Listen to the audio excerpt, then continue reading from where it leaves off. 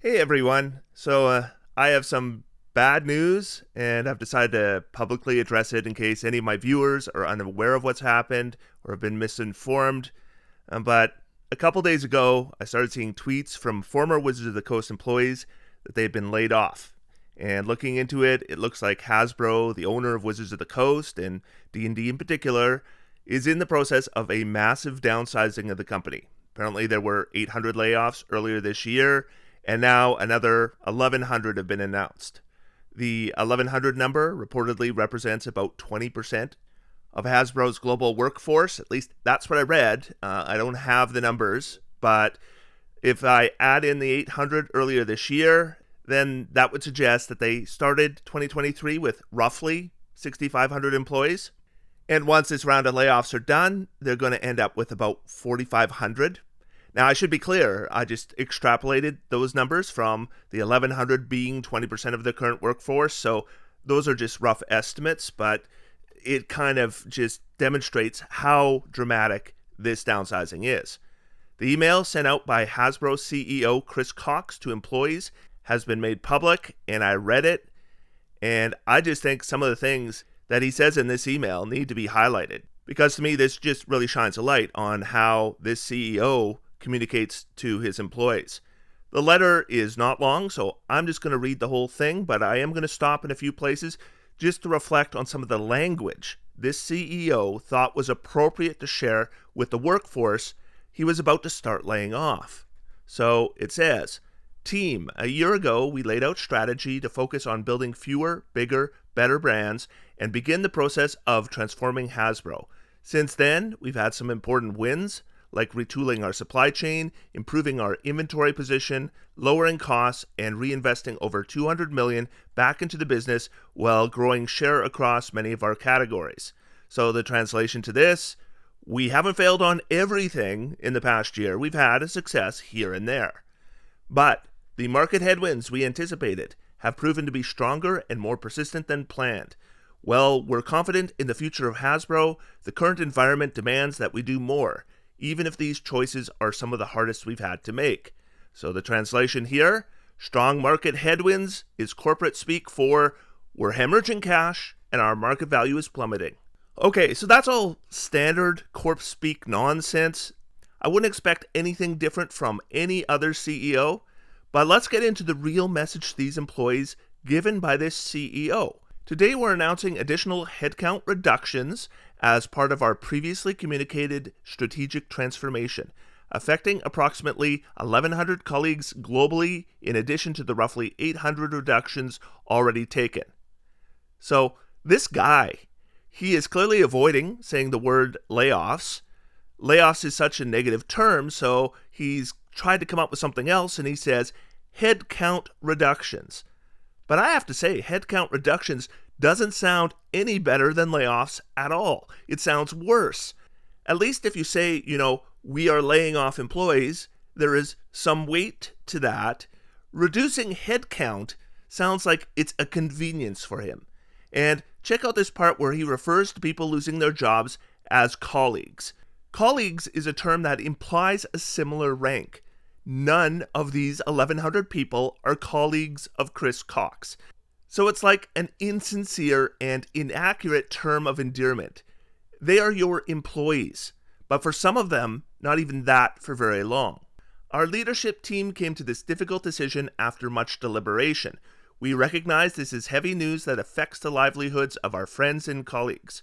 So first off, they aren't his colleagues. And I would wager most of the people being laid off have never even talked to Chris Cox, so it seems really presumptuous to say, hey employee who I wouldn't recognize if I saw you, I just made you unemployed, but we're friends, right? No. Our focus is communicating with each of you transparently and supporting you through this period of change. I want to start by addressing why we are doing this now and what's next. Why now? We entered 2023 expecting a year of change, including significant updates to our leadership team, structure, and scope of operations. We anticipated the first 3 quarters to be challenging, particularly in toys, where the market is coming off historic pandemic-driven highs. While we made some important progress across our organization, The headwinds we saw through the first 9 months of the year have continued into holiday and are likely to persist into 2024. Okay, so headwinds still means the same thing here. He is predicting that the hemorrhaging of cash is going to continue into 2024. To position Hasbro for growth, we must first make sure our foundation is solid and profitable. Okay, so this is kind of ironic, right? In order to grow, first we must be smaller. But here's the worst part of the entire email, these next 2 sentences. To do that, we need to modernize our organization and get even leaner. So let's stop right there. So first, it's these employees are a reduction of headcount, but now he makes an analogy where the employees losing their jobs are the company becoming leaner by trimming the fat. The fat being the now or soon to be unemployed workers. While we see workforce reductions as a last resort, given the state of our business, it's a lever we must pull to keep Hasbro healthy. Pull the lever, really. I guess it fits with the rest of the tone of this email. Silly of me to expect wording like, it's a painful decision we have no choice but to make. Nope, we'll pull the lever and out you go. Goodbye, friends and colleagues. What happens next? While we're making changes across the entire organization, some functional areas will be affected more than others. Many of those whose roles are affected have been or will be informed within the next 24 hours, although the timings will vary by country in line with those local rules and subject to employee consultations where required. So, time for some translation. Roles affected means your job no longer exists. I mean, he could have said roles eliminated. Nope, just affected by not existing anymore. And check this out.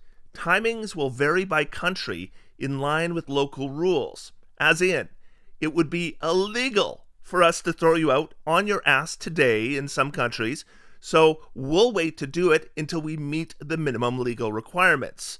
Oh, thank you. This includes team members who have raised their hands to step down from their roles at the end of this year as part of our voluntary early retirement program in the U.S.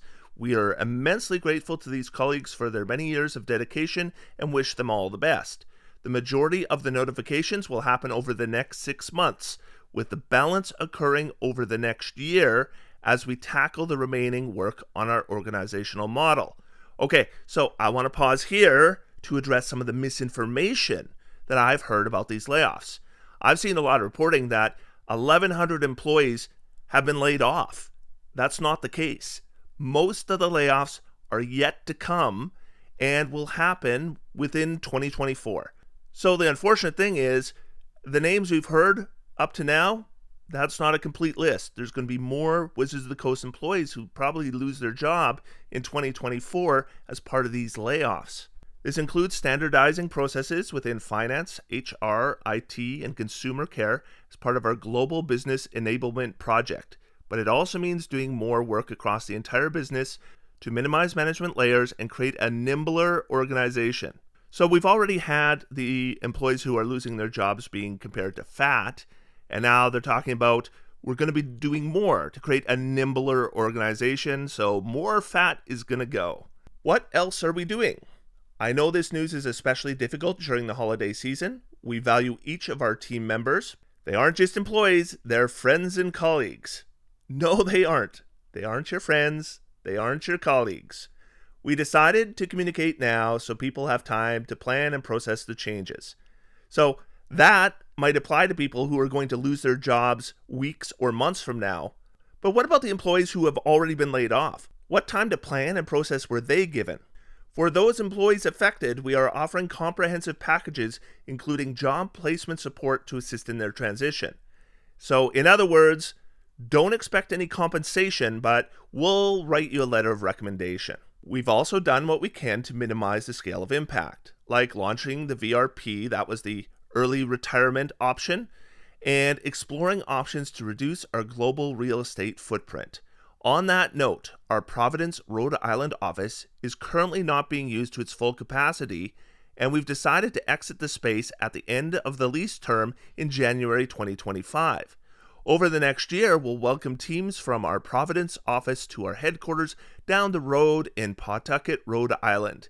It's an opportunity to reshape how we work and ensure our workspace is vibrant and productive, while reflecting our more flexible in-person cadence since the pandemic.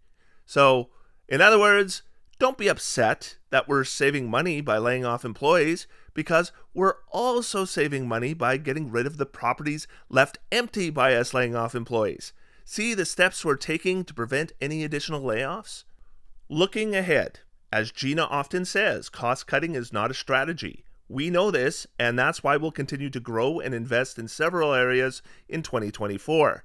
As we uncover more cost savings, we'll invest in new systems, insights, and analytics, product development, and digital, all while strengthening our leading franchises and ensuring our brands have the essential marketing they need to thrive well into the future. We'll also tap into unlocked potential across our business, like our new supply chain efficiency, our direct-to-consumer capabilities, and key partnerships to maximize licensing opportunities, scale entertainment, and free up our own content dollars to drive new brand development. Okay, so first off, uncover more cost savings is code for more layoffs may be coming. But otherwise, this translates to, hey, we're going to try to do better. I know there's no sugarcoating how hard this is, particularly for the employees directly affected. Well, okay, first off, they aren't just affected, they're unemployed or soon to be unemployed. Secondly, if the goal was not to sugarcoat what was happening, referring to, heavy air quotes here, those affected, as fat that you need to trim and dead weight holding back the nimbleness of the company, then don't worry, you didn't sugarcoat it at all. You were fucking brutal. Well, being condescending by referring to them as, quote, friends and colleagues all at the same time. I mean, well done. We're grateful to them for their contributions, and we wish them all the best. In the coming weeks, let's support each other and learn to drive through these necessary changes so we can return our business to growth and carry out Hasbro's mission. Thanks, Chris. Okay, so I can't read that last sentence without picturing Chris Cox in his car driving through the laid-off employees, and as they bounce off the hood of his car, he yells out the window, "That was a necessary change. I'm sorry you were affected, friend and colleague." Anyways, that's the crappy news, and I want to finish off by offering my sympathy to any Hasbro employee who has been or will be laid off, particularly members of the D&D team. But I also want to say, this email, this is not leadership. How can a company hope to be successful when it's being headed up by someone who communicates to his workforce this way? There was no way to sugarcoat the news, but it could have been delivered with a bit of empathy, not let's pull the lever and out with the fat. Hopefully, our friend and colleague Chris Cox finds his own role affected soon.